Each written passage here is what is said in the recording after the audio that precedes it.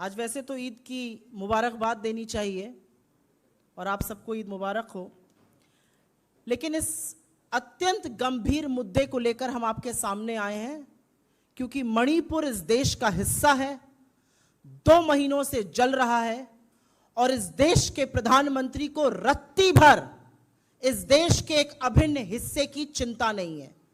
असलियत तो यह है कि नफरत से बड़ा तानाशाह प्यार से डरता है और प्यार के विरोध में खड़ा है।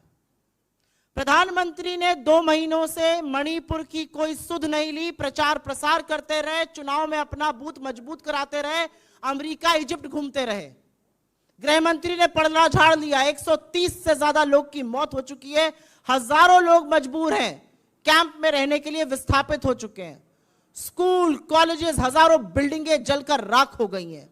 और जब राहुल गांधी जी ने ठाना कि उनको वहां जाना है और वहां जाकर भारत जोड़ो को जारी रखना है, तो उनके रास्ते में अवरोध, उनके रास्ते में रोड़ा बनने का काम क्यों कर रही है भारतीय जनता पार्टी की मणिपुर की सरकार? और यह सारा काम केंद्र की मोदी सरकार के इशारे पर हो रहा है। और इसका एक ही फलसफा है, राहुल गांधी जी वहां क्यों जा रहे हैं? राहुल गांधी जी वहां पर टूटे बिखरे सपनों को सजोने के लिए, जिन लोगों का विश्वास हिल गया है, जिनके मन में शंका है, उनमें विश्वास जगाने के लिए, प्यार जताने के लिए, लोगों के आंसू पोंछने के लिए, लोगों को यह विश्वास दिलाने के लिए कि हम आपके साथ इस दुख की घड़ी में खड़े हैं और हम हर कीमत पर दुख की इस घड़ी में पार हो जाएंगे। इसलिए राहुल गांधी जी वहां पर जा रहे हैं। राहुल गांधी जी वहां पर प्रेम का संदेश देने जा रहे हैं। राहुल गांधी जी वहां पर लोगों से मिलने जा रहे हैं। राहुल गांधी जी वहां पर लोगों को ढांढस बंधाने जा रहे हैं और जिस नफरत के बाजार में मोहब्बत की दुकान खोलने की उन्हें ठानी है, उसको आगे बढ़ाने के लिए जा रहे हैं। इसमें किसी को क्या आपत्ति हो सकती है? राहुल जी मणिपुर पहुंचते हैं, इंफाल के एयरपोर्ट से निकलते हैं, महज 20 किलोमीटर दूर उनका काफिला चलता है और विष्णुपुर में उसको रोक लिया जाता है। उस काफिले को क्यों रोका गया? पहले इसी प्रशासन ने कहा आप बाय रोड जा सकते हैं, उस काफिले को रोका जाता है और जिन लोगों में थोड़ी सी आशा और थोड़ी सी उम्मीद जगी थी, तो कोई तो है जो हमारे साथ खड़ा है, वहां लोग आ जाते हैं, वहां गांव के लोग इकट्ठे हो जाते हैं और उन गांव की महिलाओं पर बर्बरता और निरंकुश पुलिस टीयर गैस के गोले दागती है।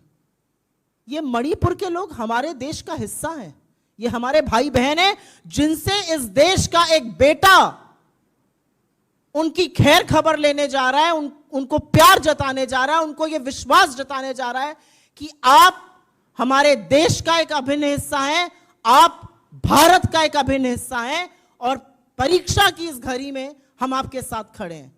वहां से उनको रोक दिया जाता है और प्रशासन जिसने परमिशन दी थी, ऑब्वियसली उनके पास ऊपर से फोन आता है, उनके पास तानाशाहों का फोन आता है और प्रशासन उनसे कहता है कि नहीं, अब आप ऐसे नहीं जा सकते, अब आप हवाई जहाज से जाइएगा। वो जैसे भी जाएंगे, वो जाएंगे जरूर। और मुझे ऐसा लगता है कि प्रशासन ये रोककर कहीं ना कहीं ये साबित कर रहा है कि वो कितना डरते हैं। नफरत करने वाले लोग मोहब्बत से क्यों डरते हैं, प्यार से क्यों घबराते हैं? प्रधानमंत्री के पास मेरा बूथ सबसे मजबूत करने का टाइम है, अमित शाह जी के पास बिहार घूमने का वक्त है, जेपी नड्डा जी के पास राजस्थान जाकर झूठ परोसने का वक्त है, लेकिन इनमें से किसी के पास यह वक्त नहीं है कि वो जाकर मणिपुर में लोगों का हाल जान सकें, उनके आंसू पोंछ सकें। ऐसा क्यों है? और इस बात का जवाब तो मिलना चाहिए कि ऐसा क्यों हो रहा है। ऐसा इसलिए हो रहा है क्योंकि तानाशाह घबराता है। तानाशाह को लगता है अगर भारत जुड़ गया और भारत जोड़ने पर यह आदमी आमादा है, तो कहीं ना कहीं मेरी जो नफरत और डर के बूते पर बनाई हुई इमारत है वो ध्वस्त हो जाएगी और वो ऑलरेडी ध्वस्त होना शुरू हो गई है। तो हम जितनी भर्त्सना करें इसकी कम है। राहुल गांधी जी इस देश के एक हिस्से में उन लोगों से मिलने गए हैं जो 2 महीने से पीड़ित हैं, उनके आंसू पोंछने गए हैं, उनको मोहब्बत जताने गए हैं, उनको रोकना पाप है। और क्या जुर्म है? इस देश में किसी के घाव पर मरहम लगाना जुर्म है? इस देश में देशवासियों का हालचाल पूछना आज जुर्म है? किसी से मुलाकात करना आज पाप है? भाईचारा फैलाना पाप है? इसके बारे में जवाब एक निरंकुश तानाशाह और उसकी बर्बर सरकार को जरूर देना पड़ेगा। और मैं कुछ वाकये जरूर बता देती हूं। आज 2 महीने हो गए मणिपुर में प्रधानमंत्री के मुंह से हिंसा की भर्त्सना और शांति की अपील नहीं निकली। यह भी सच है कि अमित शाह वहां दौरे पर गए और जब वो वापस आए तो हिंसा और बढ़ी और लोगों की मौतें हुई। तो क्या प्लान क्या है? एक ऑल पार्टी मीटिंग बुलाई जाती है जिसमें प्रधानमंत्री ही नहीं है। उस मीटिंग में जो एकमात्र रिप्रेजेंटेटिव मणिपुर के हमारे पूर्व मुख्यमंत्री थे, उनको कुल गिनकर 3 मिनट बोलने दिया जाता है। आपका प्लान क्या है मणिपुर में शांति बहाल करने के लिए? मीडिया को मैनेज करके आप मणिपुर की आग और हिंसा को शांत नहीं कर सकते हैं। मणिपुर के लोगों से बात कीजिए, उनका विश्वास जीतिए, और जो ये कोशिश कर रहा है उस कोशिश को और आगे बढ़ाइए। और मैं ये इसलिए कहना चाहती हूं क्योंकि कांग्रेस हर बार जब इस देश पर संकट आया है, जब इस देश पर दिक्कतें आई हैं, तो खड़ी हुई है। चाहे वो महात्मा गांधी हो जो नोआखली पहुंच गए थे अपनी जान की बाजी लगाकर और हिंसा को शांत करके अमन चैन बहाल कर ही उन्होंने बात मानी थी, या चाहे वो नेहरू हो जिन्होंने यही दिल्ली में समस्या हुई और वो खुद मैदान में उतर गए, या इंदिरा जी हो जो बेलछी खुद पहुंच गए, और या आज राहुल जी हो जो खुद पहुंच गए हैं और चाहते हैं कि यह हिंसा रुक जाए, क्योंकि हिंसा की लेश मात्र एक सभ्य समाज में जगह नहीं है। लेकिन उनको रोका जा रहा है। रोकना हिंसा को है, बचाना लोगों को है। रोका राहुल गांधी को जा रहा। और यह पहला वाकया नहीं है। जब हाथरस जा रहे थे तब आपने रोका था, जब लखीमपुर जा रहे थे तब आपने रोका था। हर बार अगर राहुल गांधी जी लोगों के साथ खड़े होने के लिए जाते हैं तो आप रोकते हैं। लेकिन इतिहास भी साक्षी है कि वो जहां जाने के लिए निकलते हैं अंततोगत्वा वहां पहुंचते जरूर है। हम इसकी भर्त्सना करते हैं और इस सरकार से उम्मीद करते हैं कि मणिपुर में जो कोई भी शांति बहाल करना चाहता है, अमन चैन लाना चाहता है, भाईचारा लाना चाहता है, उसके रास्ते में आप अवरोध, उसके रास्ते में आप कांटा नहीं बनेंगे, वरन वहां पर शांति बहाल करने की खुद भी प्रयास करेंगे। आपके सवालों का स्वागत है।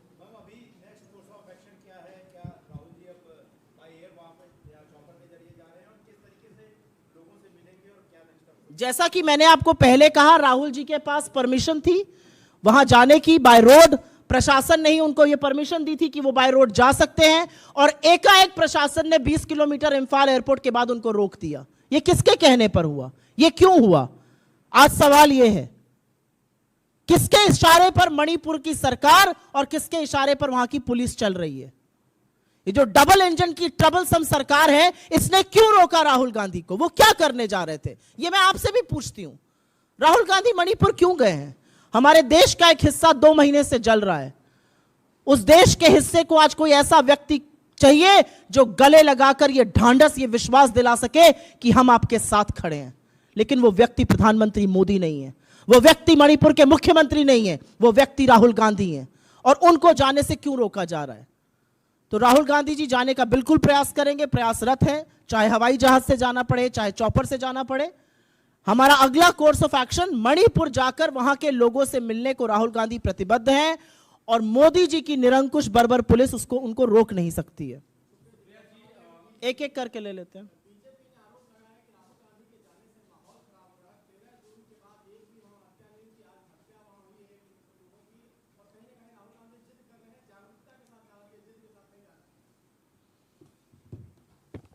शांति बहाल करने से माहौल खराब होता है, शर्म आनी चाहिए भारतीय जनता पार्टी को। और जो बददिमाग लोग ऐसी बात बोल भी रहे हैं भारतीय जनता पार्टी में, उनसे पूछना चाहिए 130 लोगों की मौत का जिम्मेदार कौन है? एक शांति की अपील प्रधानमंत्री ने नहीं करी है। आप इस 140 करोड़ भारत के चुने हुए प्रधानमंत्री हैं। कहां है आपकी नैतिकता? कहां है आपकी मर्यादा? कहां आपको मणिपुर में रहकर लोगों के घाव पर मरहम लगाना चाहिए, उनके मर्म को सहलाना चाहिए? और कहां आप ये कह रहे हैं कि माहौल बिगाड़ने जा रहे हैं? तो क्या गांधी ने नोआखली में जाके माहौल बिगाड़ा था? क्या नेहरू ने दिल्ली में माहौल बिगाड़ा था? क्या इंदिरा जी ने बेलछी जाकर जब 11 दलितों की हत्या नरसंहार हो गया था तो माहौल बिगाड़ा था? जी नहीं। सार्वजनिक जीवन के लोग हर उस व्यक्ति के साथ खड़े हुए पाए जाने चाहिए जो दुख में हो, जो तकलीफ में हो, जिसके ऊपर पुलिस और प्रशासन का अत्याचार चल रहा हो, जो हिंसा में हो। हिंसा खत्म करने की और शांति बहाल करने की अपील कर रहे हैं राहुल गांधी। वो अपने मणिपुर के भाइयों और बहनों से मिलना चाहते हैं और उनको ये ढांढस दिलाना चाहते हैं कि ये देश आपके साथ खड़ा हुआ है। ये ढांढस दुर्भाग्यपूर्ण इस देश के चुने हुए प्रधानमंत्री ने एक बार भी नहीं दिलाया।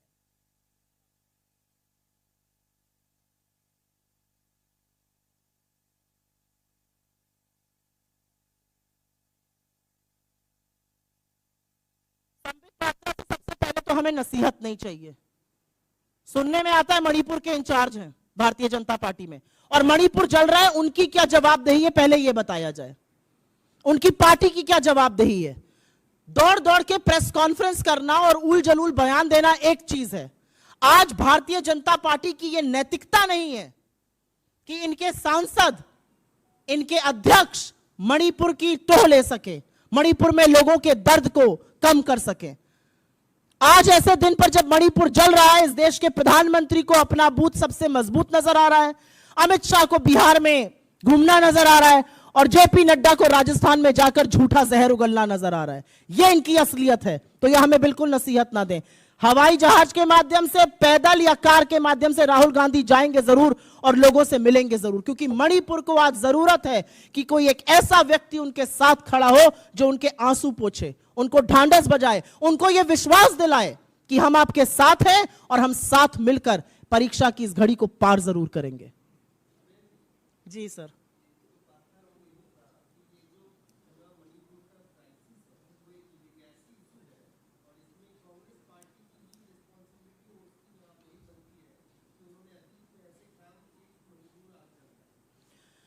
जब मणिपुर जल रहा है, 130 लोगों से ज्यादा की हत्या हो चुकी है, हजारों लोग विस्थापित हैं, बिल्डिंगें जल के स्वाहा हो गई हैं, तो भारतीय जनता पार्टी इसको लेगेसी इशू बताएगी?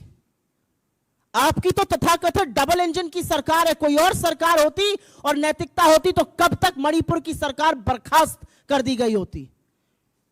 ऐसे वो कौन से कारण है जो बीरेंद्र सिंह आज भी वहां के मुख्यमंत्री बने हुए हैं?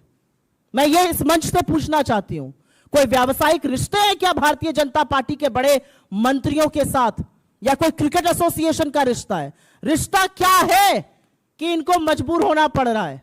रिश्ता क्या है कि ये सरकार को बर्खास्त नहीं कर पा रहे हैं? रिश्ता क्या है कि ये जवाबदेही नहीं तय कर पा रहे हैं? और कहां है नैतिकता इस देश की? इस देश का एक हिस्सा जल रहा है और प्रधानमंत्री शांति की एक अपील नहीं करते हैं, और उनके बददिमाग प्रवक्ता आके यहां पर लेगेसी इशू बतियाएंगे। शर्म आनी चाहिए ये कहने से पहले। आपने इस देश के मणिपुर का नहीं, हजारों जगहों का विश्वास तोड़ा है। मणिपुर का विश्वास आपने इस तरह से ध्वस्त कर दिया है कि उनका प्रशासन में और सरकार में विश्वास जताना दोबारा से जरूरी है, और वही राहुल जी करने जा रहे हैं।